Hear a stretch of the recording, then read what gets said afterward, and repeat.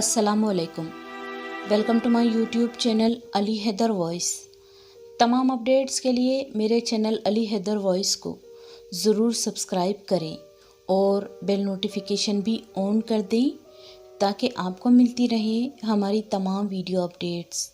तो आइए सुनते हैं एक अजीब व गरीब क़िस्सा जो अपनी पर असरारियत रखता है। रात आधी से ज़्यादा गुजर चुकी थी। अंधेरे के सबब सड़क पर गहरा सुकूत तारी था। तारकोल की पक्की सड़क पर सन्नाटा तारी था।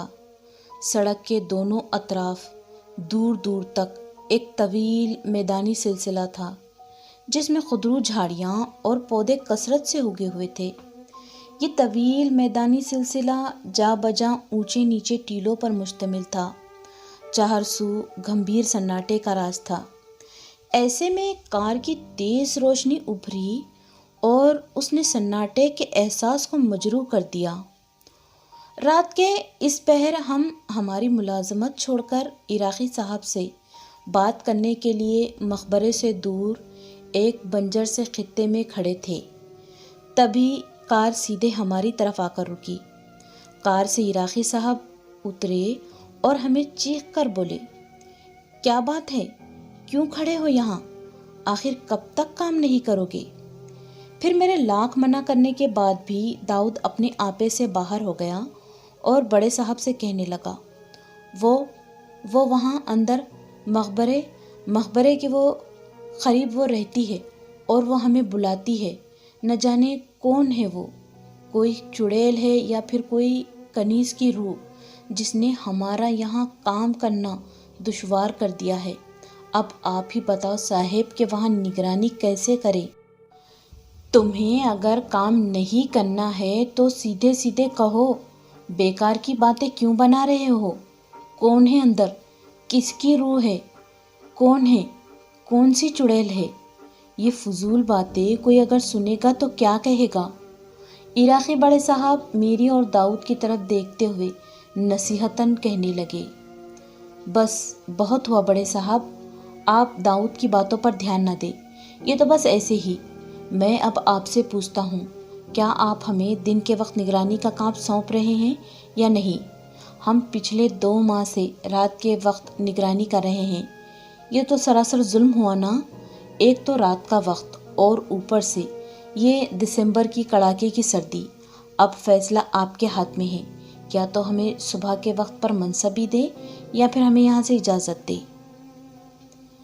मैंने इराक़ी साहब को समझाते हुए कहा, मैं नहीं जानता हूँ कि तुम लोगों को रात के वक्त यहाँ काम करने में क्या तकलीफ़ है, लेकिन फ़िलहाल मैं कुछ नहीं कहूँगा। आप लोग यहाँ से जा सकते हैं। बड़े साहब बेजारगी का मुजाहरा करते हुए बोले और अपने खैमे में चले गए। चलो दाऊद, यहाँ कब तक खड़े रहोगे?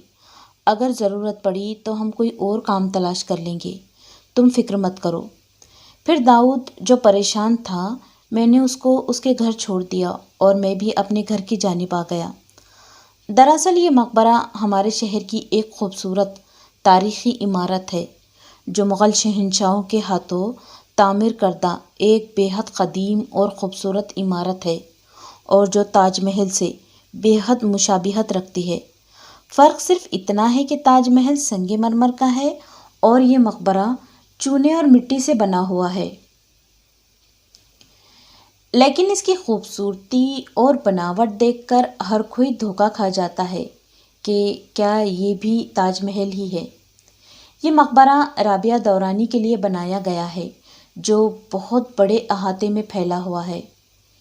यहाँ मुग़ल शहंशाहों और उनकी बेगमात के लिए शाही फलों के दरख्त उगाए हुए थे जो कि अब सरकार की मलकियत थी।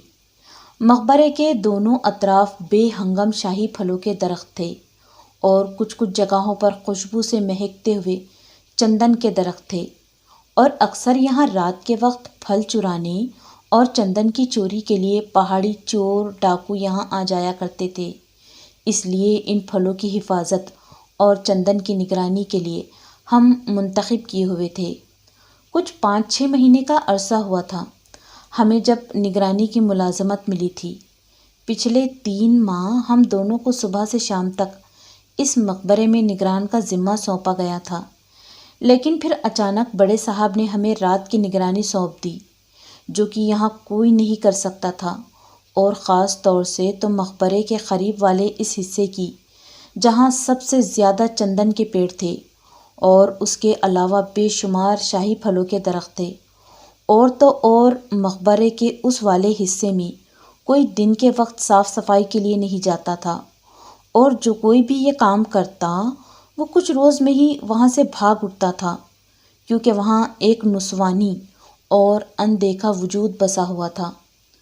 اس کی آواز اور اس کی آہٹ کچھ غریب مزدوروں نے دن کے وقت بھی محسوس کی تھی، اور یہاں ہم بے خبری سے اس حصے میں پچھلے 5 ماہ سے لگاتار نگرانی اور صاف صفائی کا کام انجام دے رہے تھے۔ لیکن جب بڑے صاحب نے 2 ماہ پہلے ہماری منصبی بدل ڈالی اور رات کے وقت ہمیں یہاں نگرانی سونپی، تو ہم نے کچھ بہت سی خوفناک آوازیں اور کچھ عجیب سا پراسرار منظر یہاں دیکھا، تو ہم نے اپنے کام کے اوقات بدلنے کے لیے بڑے صاحب سے عرضی لگائی، جو ہرگز ہماری بات سننے کو تیار ہی نہیں تھے۔ شاید وہ ہماری ان باتوں کو جھوٹی اور من گھڑت سمجھتے تھے، لیکن جو منظر ہم نے ان 2 ماہ کے دوران دیکھا اور محسوس کیا وہ ہرگز قطعی جھوٹی اور بناوٹی نہیں تھی۔ یہ بالکل سچی کہانی تھی جو ہم نے اس مقبرے کے اس حصے میں دیکھی اور آنکھوں سے اس خوفناک منظر کا غضب جھیلا تھا۔ 2 ماہ پہلے کی بات ہے، میں اور داؤد شام ہوتے ہی مقبرے میں داخل ہو گئے۔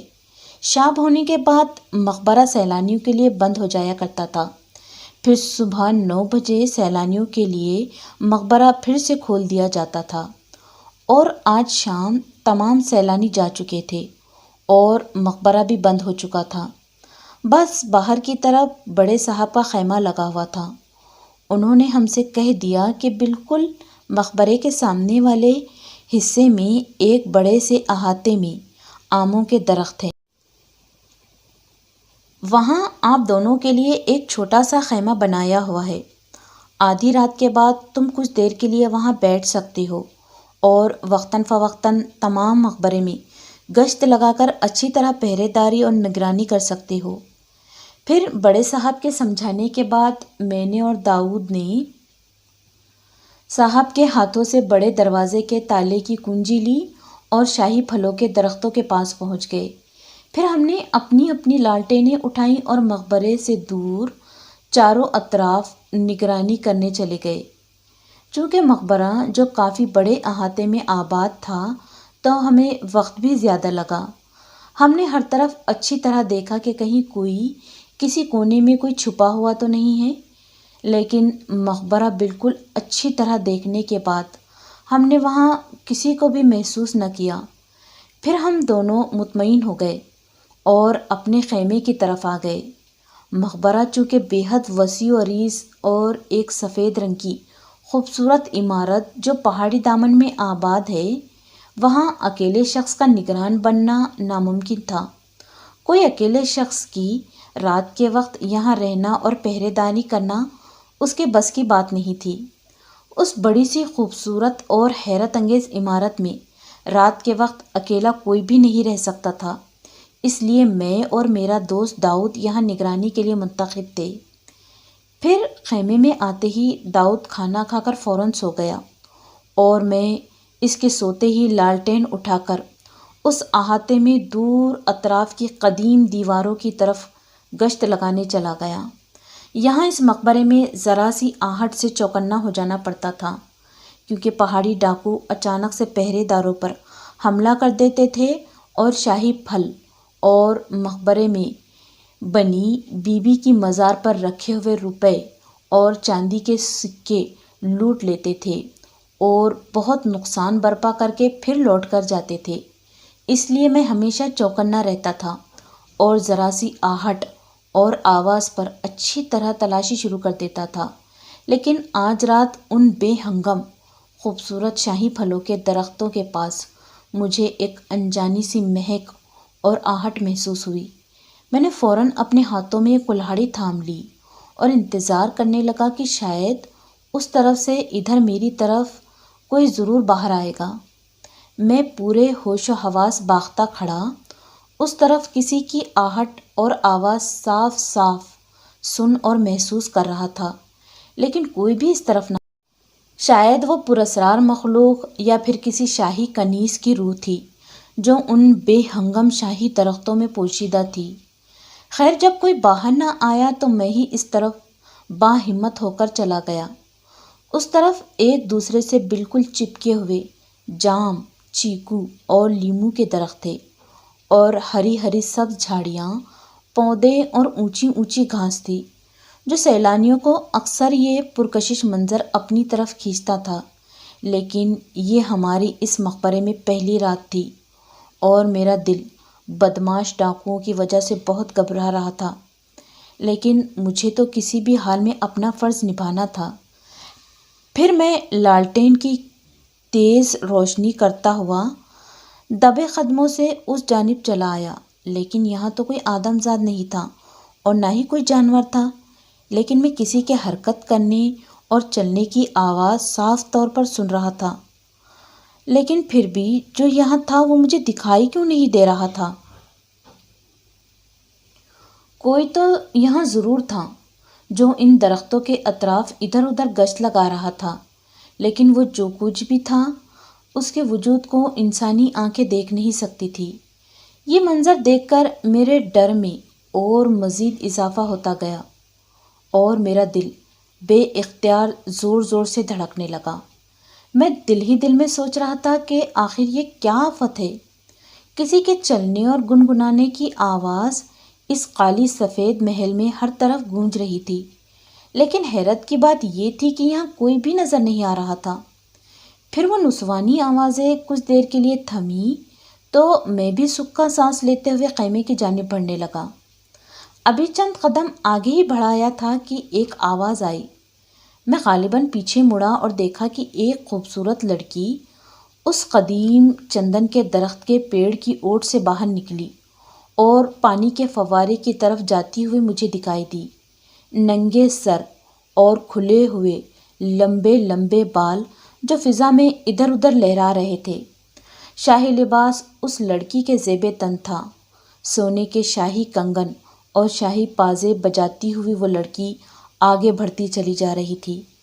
میں نے اس وقت اس لڑکی کا چہرہ تو نہیں دیکھا تھا، لیکن اس لڑکی کو جاتے ہوئے میں صاف صاف دیکھ رہا تھا۔ نہ معلوم اس لڑکی کو میری موجودگی کا شاید احساس تھا۔ پھر وہ لڑکی ایک مدھم سی روشنی میں زرق برق چمکنے لگی اور سامنے ایک سفید دھواں نمودار ہوا، اور وہ لڑکی اچانک سے لمحوں میں غائب ہو گئی۔ ظاہر تھا یہ نظارہ میری جان لے رہا تھا۔ میں پیچھے ہٹا اور لڑکھڑاتے قدموں کے ساتھ خیمے کی جانب بھاگنے لگا، اور کسی طرح گرتے پڑتے خیمے میں گھس گیا۔ داؤد کو خوب چلا کر اٹھانے لگا، لیکن وہ نہ اٹھا۔ یوں لگ رہا تھا جیسے آج یہ مر گیا ہو۔ پھر میں اس خیمے کا پردہ ڈال کر بالکل خاموشی سے اندر آ کر بیٹھ گیا، اور میرا وجود تھر تھر کانپنے لگا، اور یہاں خیمے میں ہر طرف گہرا سکوت پھیلنے لگا، اور خوف کے مارے میں ایک کونے میں دبک کر بیٹھا ہوا تھا کہ یکایک قریب کے جنگل سے بھیڑیوں کے چیخنے کی آوازیں آنے لگی۔ یہ آوازیں لمحہ بلمحہ خیمے کے بالکل قریب آتی جا رہی تھی۔ یوں لگتا تھا جیسے بھیڑیوں کے غول خیمے کی طرف بڑھ رہے ہوں۔ پھر آوازوں کا سیلاب یکدم تھم گیا، مگر ہوا بدستور زوروں پر رہی۔ پھر اچانک ہوا کا ایک جھونکا آیا اور بند خیمے میں لالٹین بجھ گئی، جس میں چاروں طرف ایک ناقابل برداشت اندھیرا پھیل گیا، اور یہ سب کچھ دیکھ کر میرے جسم کا درجہ حرارت بڑھ گیا۔ بخار کی شدت سے جسم ایک آگ سی نکلنے لگی، اور اگلے ہی لمحے پھر وہی پراسرار ہیولے جیسی لڑکی ابھری اور موٹی موٹی سرخ آنکھوں سے گھورنے لگی۔ میرے خدا، یہ تو وہی مصیبت ہے۔ اس لڑکی کے چہرے پر مضحکہ خیز مسکراہٹ پھیل گئی، اور آنکھیں عجب سی چمک سے روشن ہو گئی، اور وہ عجیب سی لڑکی نہ جانے کہاں غائب ہو گئی اور میں یہ نظارہ دیکھتے ہی بے ہوش ہو گیا۔ پھر صبح جب سورج کی تیز شعاعیں میرے چہرے پر پڑی اور میں اس گرم روشنی سے بے چین ہو کر اٹھ گیا، پھر کیا دیکھتا ہوں کہ میں پانی کے فوارے کے قریب اوندھا پڑا ہوا تھا اور دور ہمارا خیمہ چھیتڑے چھیتڑے ہوا پڑا تھا اور داؤد مجھے کہیں بھی نظر نہیں آ رہا تھا۔ پھر میں داؤد کو تلاش کرنے مقبرے نکل پڑا۔ پھر کافی دیر ڈھونڈنے کے بعد مجھے میرا دوست مقبرے سے کچھ دور کانٹوں کے جھرمٹ میں بے ہوش پڑا نظر آیا۔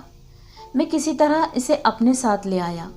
کچھ علاج معلاج کے بعد وہ تندرست ہوا، اور جب اس نے اس رات کی وضاحت کی تو میرے ہوش اڑ گئے۔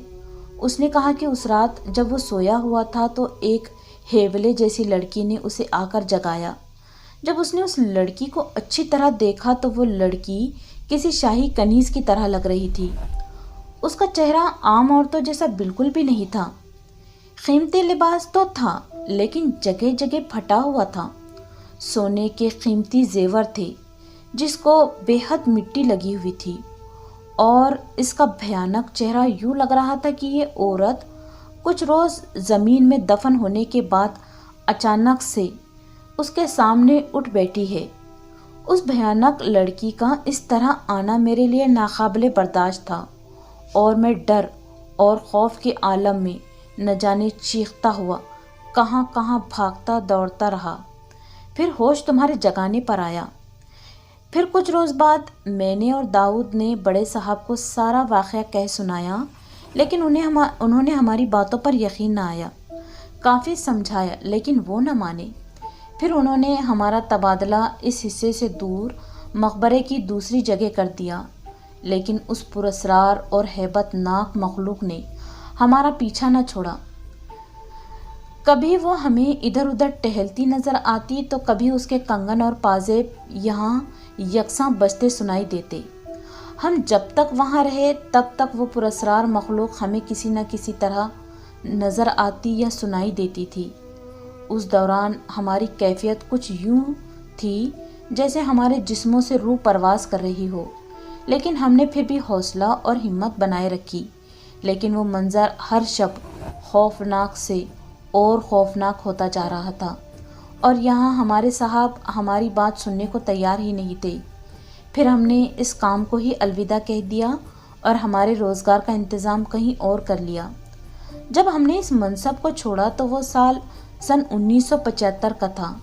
پھر بعداز اس مقبرے میں وہ نسوانی وجود دھیرے دھیرے کم نظر آنے لگا۔ کچھ عالموں فاضلوں کی مدد سے اس وجود کے اثر کو کم کر دیا گیا، اور شاید اب وہ نسوانی وجود اس مقبرے میں نہیں ہے، لیکن پھر بھی کچھ غریب مزدوروں نے مقبرے کے اس حصے کو پراسرار ہی کہا ہے۔ انسانی عقل و سمجھ سے وہ وجود اب بھی کوسوں دور تھا، اور یہ واضح طور پر کوئی نہ جان سکا تھا کہ آخر وہ کون تھی، کوئی شاہی کنیز کی روح تھی یا پھر کوئی پراسرار آسمانی مخلوق۔ اگر میری ویڈیو اچھی لگے تو میرے چینل کو ضرور سبسکرائب کریں۔ اللہ حافظ۔